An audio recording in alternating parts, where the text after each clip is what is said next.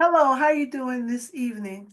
My name is Madeline Black, and we are here tonight to talk about how AI can enhance your instructional leadership. This is sponsored by Dell Technologies along with the OECM, and I am from Advanced Learning Partnerships, and we have prepared this presentation for you tonight. We wanted to first start by just acknowledging the indigenous lands that we're on. I'm from Michigan, so I wanted to really call out those nations that are indigenous to Michigan. Just a disclaimer, the tools used in this webinar may or may not be approved by your local school board of education. They're used to demonstrate broad principles and techniques transferable to many other approved app platforms and applications. But please check with your local school board to determine if these tools are indeed approved for use. Now, I'm here because I want to support individuals as they strive to reach their full potential. And we're going to jump into this again, how AI can enhance your instructional leadership. And this is my contact information if you would like to reach out after this session. So some of the outcomes for today. We want to make sure we have 4. You want to identify at least one thing new that you can do and walk away from this presentation with. Also, interpret AI-generated classroom analytics. How do you look at the information you're receiving from your students and change those into actionable teaching practices? And then finally, explore strategies for integrating AI into the instructional process, looking at your professional developments, pilot implementations, and actually now finally evaluate the potential, because you have to know, is it helping? Is it moving that needle or not? And if so, why not? So I pose a question to you. Jot down on a piece of paper, pause this, and take a moment and think. What are the biggest challenges you currently face in ensuring your curriculum and teaching methods meet the diverse needs of your students? Think about that. Actually, write it down and list it because we're going to use it later in the session today. In case you're not aware, what is AI? It is that generative artificial intelligence, algorithms that can be used to create new content. So most of you, I'm sure, have some experience or around it, whether it's using Copilot, whether it's using ChatGPT, and some other examples we're going to look at tonight. Actually, the session I ran on this earlier this evening, most districts seem to be adopting Copilot. And a lot of people have played with ChatGPT on their own. Now, it's a couple of different things when you look at ChatGPT. What is it? It's a generative pre-trained transformer or large language models. Generative. That's what we're looking at tonight mostly, but it's helping create products. It's going to be a partner with you in your instructional design. And then you have some pre-trained models that can be taught on data sets and things that you give it. And then a transformer is similar to generative, but it's understand it can, generate human-like text. And that's where we have with the large language models. So, question to really not even a question or a statement. I know you're here and I congratulate you for being here or watching this webinar. As school leaders, you have the power to transform education by leveraging AI to empower teachers, supporting personalized learning and student success. Now, you may say transform, may be a little strong word. Later in the presentation, I'm going to share an article with you that kind of fights back on that a little bit. Is it transforming or is it just another tool that's helping? So you can decide when we get to the end of the presentation. Now, here's a sample of curriculum from TDSB, Toronto School Board. And we have these mission statements, but let's just look at a couple key words here. What do you notice in here? I'll give you a moment to think about that. You can pause, but when you come back, we're looking at specialized programs that are designed around your interests. How do we achieve that with a classroom of students? How do we get to the level where we can really specialize learning or have students dive deeper or teachers offer more variety? I think this is some of the strengths we want to look at tonight as far as that instructional design and you as instructional leaders. So another question I challenge you to write down on that piece of paper. How do you currently monitor and adapt to the diverse learning styles in your classroom? What do you notice your teachers are doing as instructional leaders? How are you addressing this? Please write that down. Now, and here I am, since this is a recording and you will have this presentation that will be available to you. This is an article on AI education in Finland. You're going to discover how the Finnish schools are enhancing students' understanding of AI and some of the methods that they are using to foster this creative thinking that we're looking for. I'm not going to open the article here, but I challenge you to read it and really look at some of those pieces of what they are doing. And how is AI transforming education? Well, personalized learning through AI, just a couple things off this list. We have the adaptive learning platforms, things that can take where a student is at and begin to customize and feedback problems to help grow their learning and take them to the next level. Now, how is AI transforming education? These videos I played with the last group I was with, they were very informative, especially this second one here. We don't have teachers. They do have teachers. That's kind of to grab you, but the teachers are working in a different capacity because of the integration of AI. And this one on CBS News, they're talking about, when I talk about a packaged type application, this has more guardrails. Just disclaimer, they do talk about a certain platform, Khan Academy. I am not advocating for Khan Academy, just like we said in that disclaimer, but this is just how one tool is being used in the classroom. So please look at those, look at them with coworkers, share it, have conversation. Again, generative AI, which is more dealing with your prompts. You're giving it the information, you're querying it at a very base level versus package tools, things that we were looking at like the Khan Academy, Alex Math, and we're going to look at two specific examples right here, which is School AI and Magic School. Please check these out. They have wonderful uh, applications that you can use to support the classroom, where teachers can also in a safe environment for students of the things that they can generate and see. But just look at some of these things here. Lesson planning, report card comments. Imagine being able to be more direct to students without, I'm not, some teachers are dealing with 50 kids in a classroom sometimes. So, song generator, make a fun song for kids, all these things, rubric generators, so many different things here that can support that instruction. So, pause this, jump into one of these, and I challenge you to give it a whirl. I'm sure that you will find something beneficial.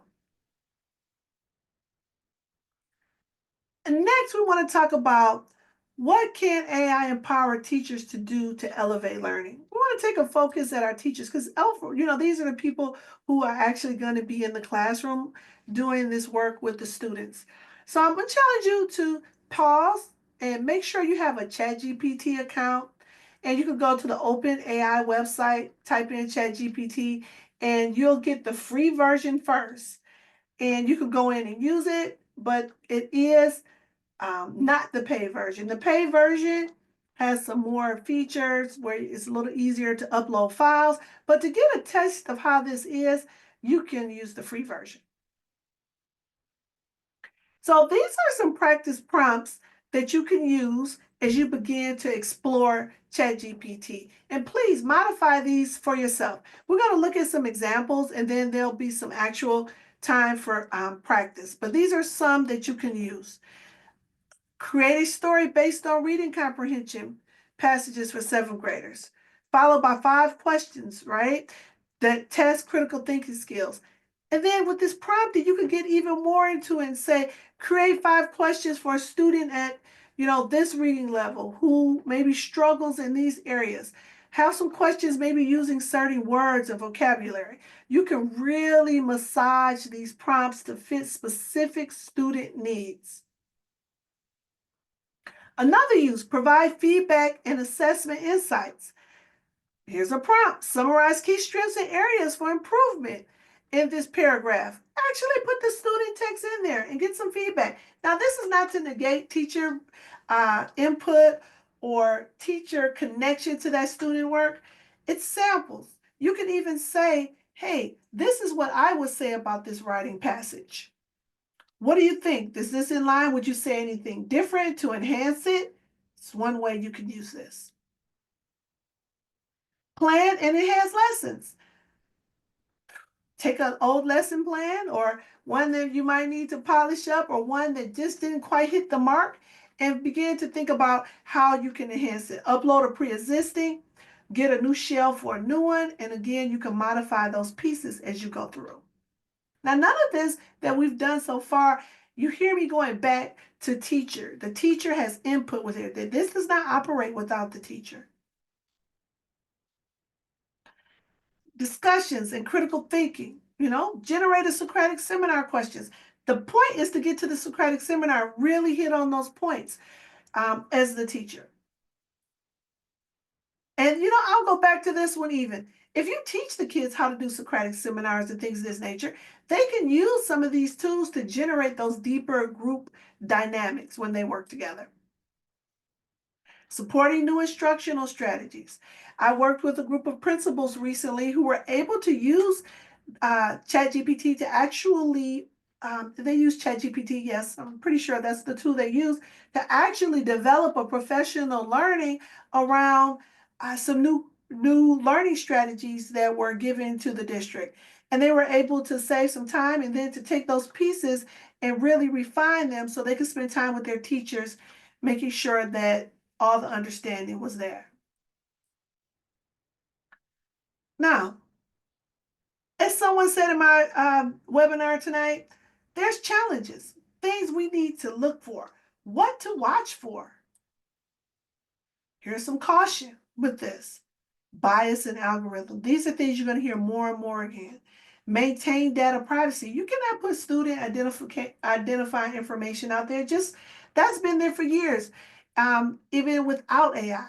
So that's something that you have to think about when you go to look at data presentation or looking at data or wanting to pull from students.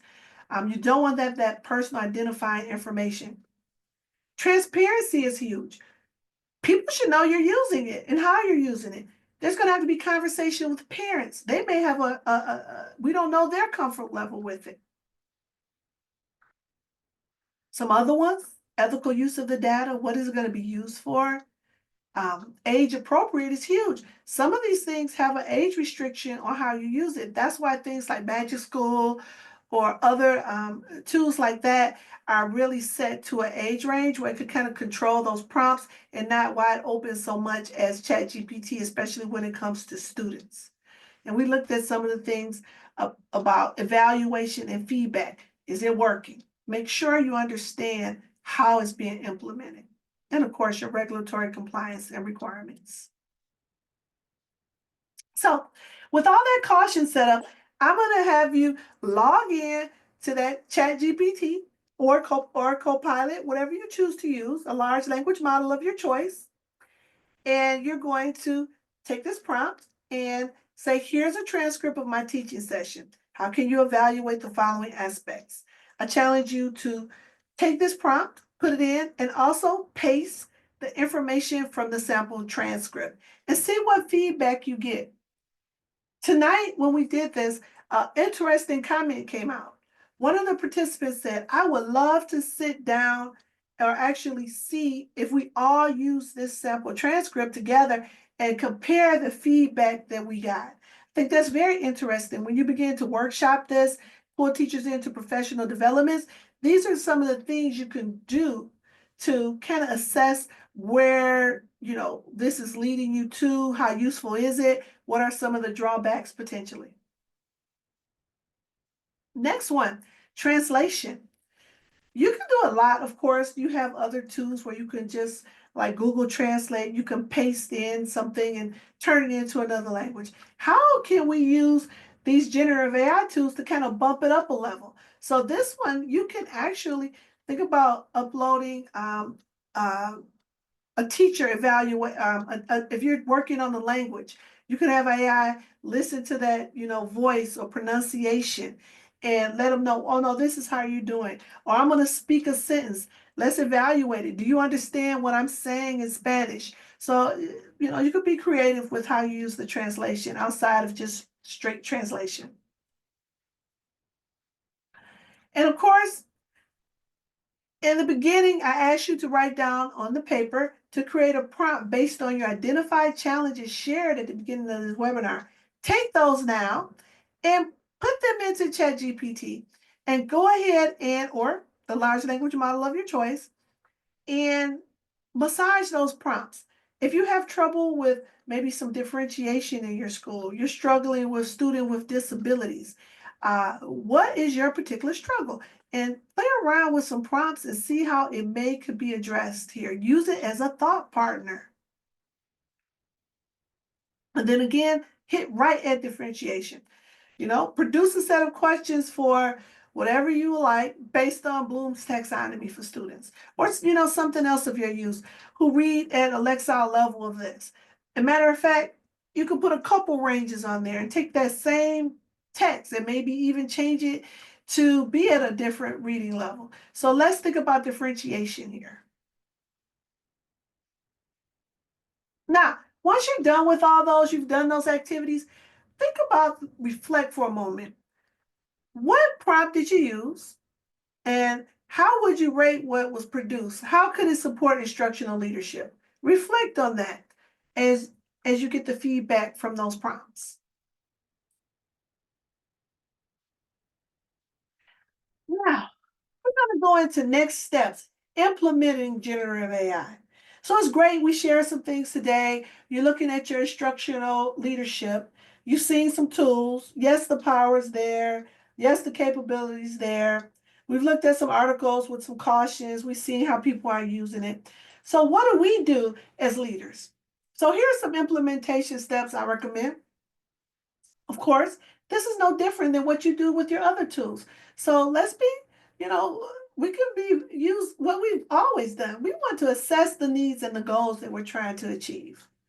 Explore. That's what you're doing right now. Look at those different platforms. Query and find out what other schools are doing. Read articles. And most definitely build staff capacity. Make it a safe environment. Have those groups where people can practice and report. Begin the conversations. Then you have your champions, your small pilot programs. You don't have to take AI throughout the whole school. You can start with a small group of teachers. And then again, assure that you're in line with your districts for ethical and responsible use. And, some of these things on the list you can read, you can see, but, collaborate with peers, promote vision and AI enhanced education, stay informed and adapt. And, foundational supports. This is still all being developed. But I recently ran into this guy, Leon Furzy, and he's developed, an AI assessment scale. What does it look like when you implement this? What does full AI look like? What does that even mean in a school? What does it mean when you have AI in collaboration? And a new one, AI exploration. Please visit the website and go in and read some information because this gives you some ways to think about it as you integrate it into your schools and really looking at it as a system at a systems level. Now, once you have those foundational things, you understand where you're going, you have a plan to implement. How do we turn those insights into impact? Because that's what we're looking for. So these two articles are phenomenal. And one is, how we must help our students engage with AI. It talks about not just the glories of AI and what it could bring to our student. It also talks about some precautions, some things when it comes to AI that is not the end all be all, but how we can use it to be a tool and enhance, but not just the solution. And then, secondly, this other article here talks about a teacher for 27 years. When it first came out, she was terrified like everyone else. The article goes into how she went from, students are cheating to actually encouraging students, requiring them to use it. So it's a very interesting article, a complete 360. But it hits right at implementation. Now, once you read those articles, you think about some of the ways you implement things in your schools and with your teachers. Here are some ways that you could turn those insights into impact. Administrators, you could create a comprehensive roadmap, right? What does that look like? Organized workshops might be one thing you might do. For teachers, you could host some hands-on sessions to explore these tools. Encourage teachers to incorporate AI-powered education tools into their lessons. How did you use it to improve upon a lesson? Students and parents. We have to bring parents into the conversation. We talk about tutoring, as an equitable thing. Not all parents can pay for tutors. How can some of these tools help strengthen that bridge between home and school? Because we know not all learning is just strictly at school. So we're going to wrap up now, but the final reflection I want you to write down on that paper and make a conscious effort to take one next step. Think about it. What is one next step? It could be a very small step that you can take toward integrating AI into your learning environment. And without your district, some people share, no, my district's not there yet. We're just developing policies. That's fine. But as instructional leaders, maybe that one small step is what you learn, right? Maybe what you ask, what can you do with, fellow teachers without crossing any lines? So I encourage you to, hopefully you have learned one thing through this webinar that you will use to support you in your role. I know in the session I ran, people had not really played around with like school AI. They were able to get in there and do some things with that, and also Magic School. And then the prompting exercises were very interesting. So that's going to wrap up this session. Thank you for attending. Um, all the links are there. Again, if you need to reach out to me again, this is my LinkedIn, this is my email address, and I look forward to continuing the conversation, and I hope to see you in a future session. Thank you, and have a good night.